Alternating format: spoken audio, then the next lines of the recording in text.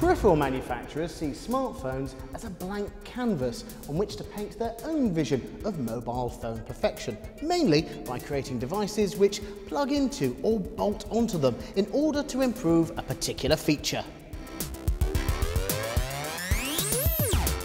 A dedicated handheld games machine like Nintendo's 3DS or the PlayStation Vita is always going to trump a smartphone as far as playing games are concerned, mainly because of buttons and pads and analog sticks. These are simply more responsive and accurate than mashing your fingers joylessly against a phone's screen.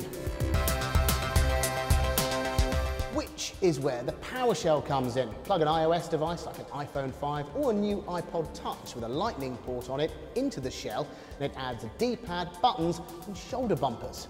The shell also acts as an additional battery, extending the phone's power reserves. However, not every iPhone game will work with the shell. At the moment, about 45 games are compatible, but that list is set to grow.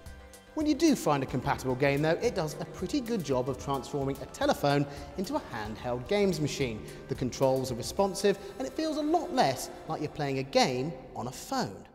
Smartphones can of course store and play music, and there are lots and lots of docks and speakers which phones plug into in order to listen to your stored up tunage.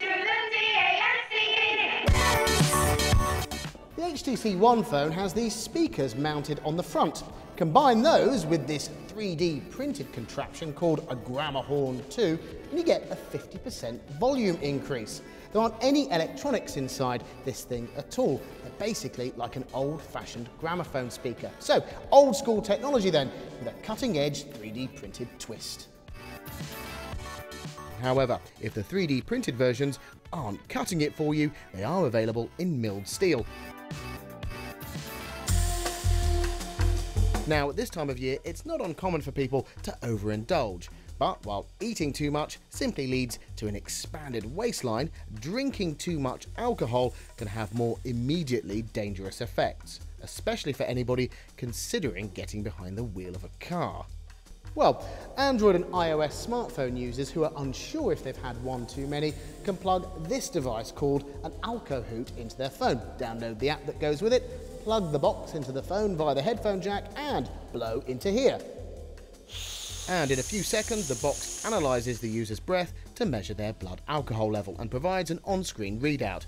I haven't had a drop all day. It can also keep a track of a user's blood alcohol over the course of a night and monitor if it's going up or down.